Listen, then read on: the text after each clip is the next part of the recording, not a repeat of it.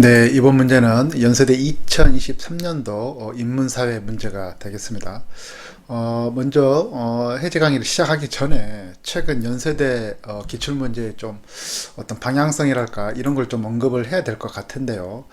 일단 첫 번째 방향성을 들자고 한다면 기존의 연세대 문제가 세계 홀수 비교가 굉장히 좀 강세였던 문제였다 한다면 최근 3, 4년 전부터 바뀐 유형에 있어서는 초반에는 세계 홀수 비교가 여전히 유지가 됐는데 최근 들어와서는 세계 홀수 비교가 급격히 줄어들었다기보다는 거의 지금 출제가 안 되고 있는 형태로 나오고 있습니다. 일단 일본 문제가 사실상 재심은 세계의 관계를 나타내긴 하지만 예전처럼 직접적으로 세계 홀수 비교를 묻는 건 아니다. 이제 이렇게 받아주시면 될 것 같고요. 당연히 그렇게 되는 경우를 우리가 결과적으로 본다면 난이도가 이전보다 굉장히 낮아졌다. 이제 이렇게 여러분들이 좀 이해를 해주시면 될 것 같습니다. 그 다음에 또 두 번째 또 특징이 도드라지는 특징이 또 있는데요. 그게 뭐냐면 세계 홀수 비교가 사실상 사라진 반면에 급속히 또 부강하는 나름의 논제가 있는데 그게 바로 뭐냐면 평가형 논제입니다. 평가형 논제. 심지어 평가형이 기존 기출문제 유형에서는 하나 정도가 나왔는데 최근 들어와서는 평가형이 두 개가 나온다는 거. 이제 이것도 여러분들이 조금 굉장히 좀 유념해서 생각을 해야 될 것 같습니다.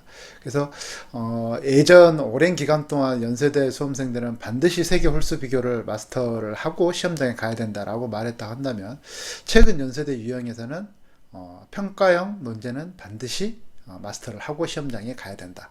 즉 평가형에 대해서 좀 주춤하거나 이해를 잘 못하고 문제를 풀었을 경우에는 사실상 합격하기가 어려운 시험이 됐다. 이제 이렇게 봐주시면 될 것 같고요. 저 개인적인 생각으로는 세계 홀수 비교가 사실상 사라지다시피 한 이제 이유는 기존에 처음 변형된 유형에서 모의고사에서 세계 홀수 비교가 들어간 상태에서 1-1, 1-2, 2-2 이렇게 4개의 문제를 푸는 데 있어서 시험 시간상으로 너무 촉박했다. 이런 면도 있을 것 같고요. 그 다음에 영어 제시문과 수리 문제가 들어간 상태에서 세계 홀수 비교까지 들어갔을 경우에 전체적인 난이도가 너무 어려워졌다. 뭐 이런 것도 나름대로 좀 반영이 된 거라고 보겠습니다. 그 다음에 또 세 번째 또 특징이 있다면요. 초반에 유형이 바뀌었을 때 수리 논술 문제에 대해서 연세대에서 좀 고민을 했던 것 같아요. 그래서 가장 처음 변형된 모의고사에서는 수리 문제가 수학이 아닌 수리적 개념을 활용하는 문제였다고 보시면 됩니다. 즉 쉽게 표현하면 수리 개념형으로 나왔던 첫 번째 모의고사 문제 같은 경우에는 수학 실력이 없다고 하더라도 충분히 풀 수 있는 문제라고 보시면 될 것 같고요. 최근 들어와서는 사실상 수학적 지식이 없이는 풀 수 없게끔 만들어 놨다고 보시면 될 것 같습니다. 이것도 학교 입장에서 좀 생각을 해보는데 왜 수리 개념형과 수학적 지식을 요구하는 이 두 개 유형 중에서 최근 들어와서는 수학적 지식을 요구하는 거로 바꿨느냐, 이제 이걸 좀 유추를 해보면은요. 원래 처음에 학교에서는 수리 개념형을 좀 더 쉽다라고 느끼고 출제를 한 것 같아요. 근데 막상 이제 결과를 까놓고 보니까 수험생들 입장에서는 차라리 수학적 지식형이 나오는 게 더 쉽다라고 판단을 한 것 같아요. 이거는 실제 제가 수강생들 대면 첨삭이나 서면 첨삭 혹은 뭐 단체 강의를 통해서 점검을 해보더라도 저도 개인적으로 수리 개념형이 훨씬 더 쉽다라고 느끼는데 실제 수험생들, 특히 고3 학생들, 수능에 수학을 준비한 학생들 입장에서는 수학적 지식을 요구하는 게 더 쉽더라. 이제 이렇게 느끼는 것 같아요. 그래서 대학 측 입장에서는 전체적인 난이도를 조정하는 데 있어서 수리 논술이 전체 연세대 논술 시험의 당락에 영향을 미치는 게 너무 커서는 안 된다라고 판단하는 것 같아요. 그래서 좀 더 점수의 변별력을 좀 줄인다는 의미에서 수리 개념형보다는 수학적 지식형으로 조금 이제 결정을 하지 않았나 이렇게 생각을 합니다. 그래서 최근 문제, 뭐 이번 2023년도 인문사회 문제도 마찬가지지만 수리형은 사실상 수학적 지식을 요구하는 문제이다. 여러분들이 조금 이렇게 받아들여주면 될 것 같습니다. 자, 그러면 이제 본격적으로 한번 연세대 문제를 풀어보도록 하겠습니다. 당연히 항상 제가 여러분한테 말씀드리지만 논술 시험장에서는 문제지를 받자마자 제시문이 중요한 게 아니라 뭘 먼저 봐야 된다? 문제에서 논제 분석을 해야 됩니다. 연세대는 뭐 이제는 어느 정도 완성된 형태로 유형이 고착화되어 있기 때문에 뭐 굳이 말할 필요는 없겠지만 또 다시 또 새롭게 연세대를 시작하시는 분들을 위해서 말씀을 드리자면 연세대가 기존에는 문제 1번과 문제 2번 두 문제 세팅했는데 지금도 마찬가지로 문제 1번과 두 문제 2번 해서 두 문제 세팅입니다. 대신 이제 최근 3, 4년 전부터는 문항이 1-1과 1- 그리고 2-1과 2-2. 그래서 여러분들이 느끼기에는 두 문제 세팅이지만 사실상 네 문제로 확장됐다. 이제 이렇게 보시면 됩니다. 그리고 기존에는 1번과 2번이 각각 1200자였다고 한다면 이제는 각각의 4개의 문항에 각각이 600자 안팎이다. 이제 이렇게 여러분들이 생각을 해주시면 될 것 같아요. 그리고 이제 보시듯이 2-2번 마지막 문항이 사실상 수리 문제를 뜻하고 있고요. 그 다음에 1-1과 1-2는 요약형, 2-1은 자기주장형. 이렇게 여러분들이 기본적으로 출제자가 문항 배분을 하고 있다라고 봐주시면 될 것 같습니다. 자, 그럼 본격적인 논제 분석을 한번 해보겠습니다. 기존의 연세대, 오래전부터 연세대 유형은 1번이 세계 홀수 비교였는데 이제는 아까 제가 좀 전에 초반부에 말씀드렸듯이 세계 홀수 비교가 거의 안 나오고 있다고 그랬죠. 그런데 세계 홀수 비교 안 나왔다고 하지만 연세대가 이 재심은 세계의 비교 관계에 대해서는 포기할 수 없다는 느낌이 좀 들어요. 그래서 일본도 사실상 세계 홀수 비교는 아니지만 그거와 유사한 형태로 조금 문제를 내고 있다. 이렇게 여러분들이 좀 인식을 해주시면 될 것 같습니다. 자, 보시게 되면 재심은 나를 바탕으로 기술에 대한 재심은 가와 재심은 다의 주장을 설명하시오. 즉 문제 1-1번은 가와 다를 설명하라는 겁니다. 즉 사실상 가와 다를 비교하라는 게 되겠죠. 근데 이제 일반적으로 출제자들이 문제를 내는 데 있어 가지고 비교나 차이점이라고 논제를 명확하게 했을 경우에는 거의 99% 이상 두 재시문이 완벽한 대립성을 띱니다. 그런데 이렇게 그냥 가와 다의 주장을 설명하라고 했을 경우에는 완전한 대립성이 뜰 수도 있지만 그렇지 않을 수도 있다.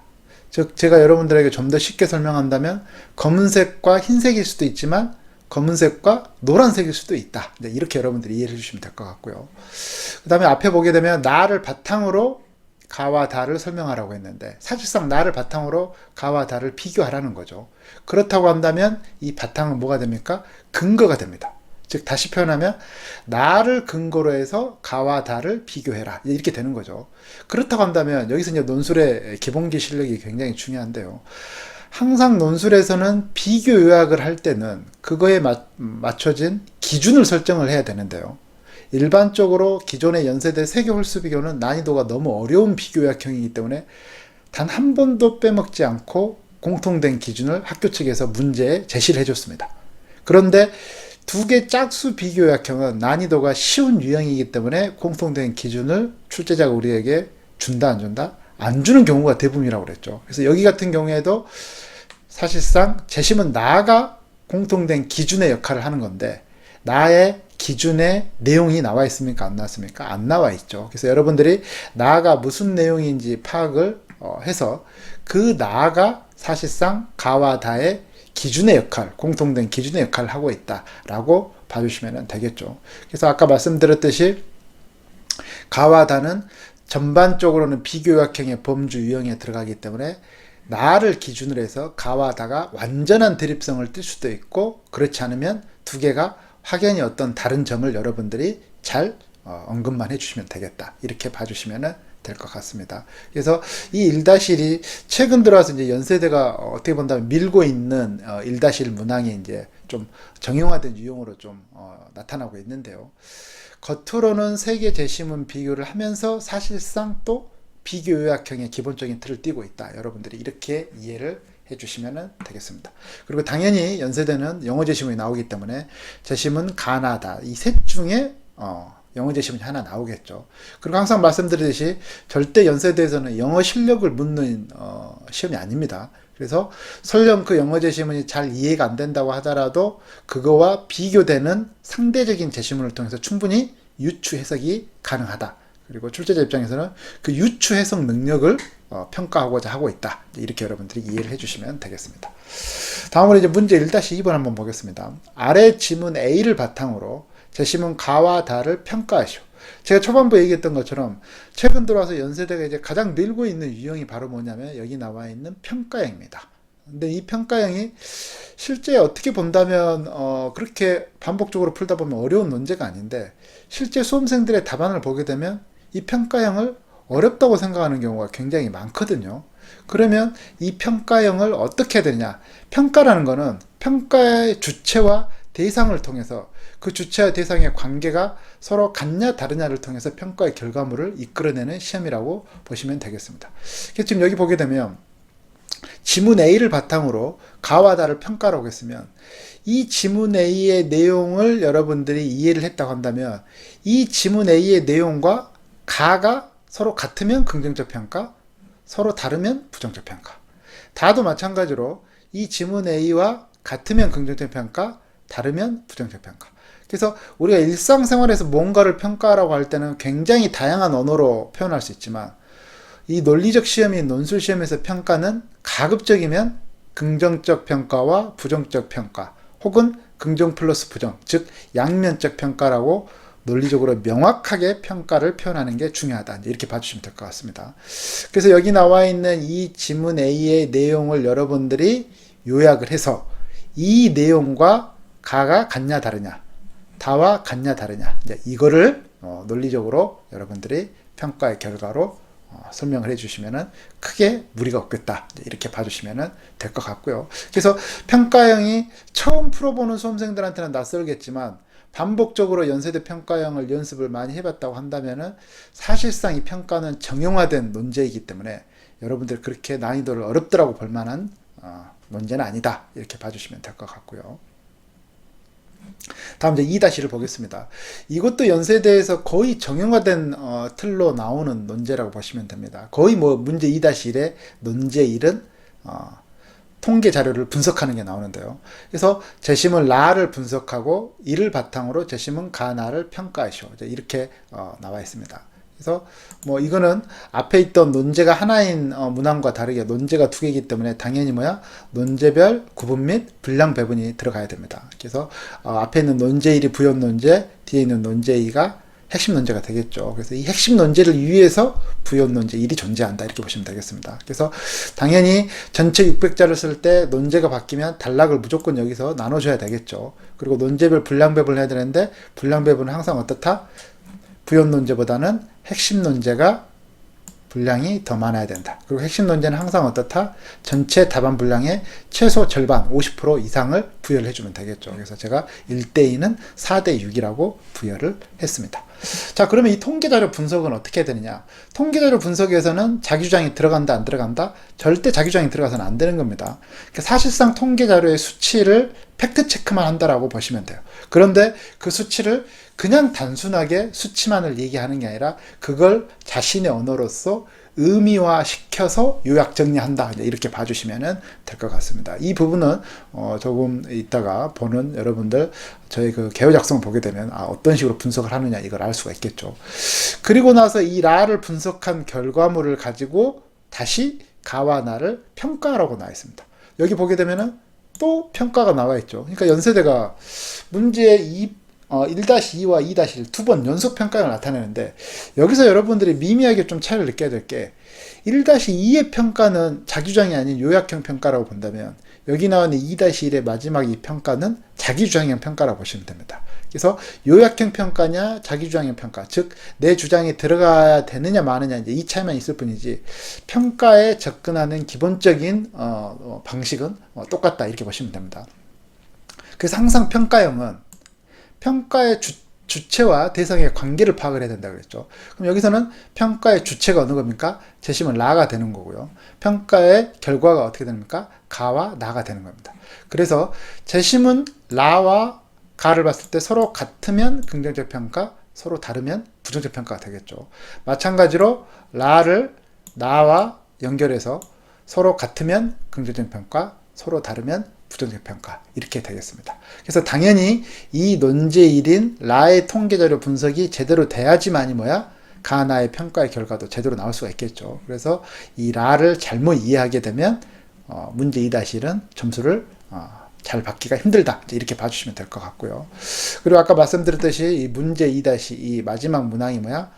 수리 논술 문제가 되겠습니다. 그래서 사실상 여기 보게 되면 응용기술 연구 지원비를 계산하라고 돼 있죠. 그래서 사실상 이게 수학적 지식을 요구하고 정답이 있는 형태를 띠고 있는 거죠.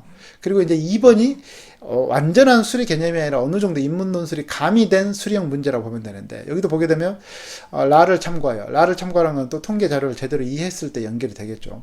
2030년 말 각 국가의 온실가스 배출량에 어떤 영향이 있을지 예측하라고 했는데, 이 예측도 사실상의 정답이 있다 없다? 있는 형태를 띠겠죠. 그러니까 출제자가 어떻게 예측했을 때 가장 설득력이 높다라고 판단하는 게 있으니까 이것도 사실상 정답이 있는 논제이다. 이렇게 여러분들이 이해를 해주시면 되겠습니다.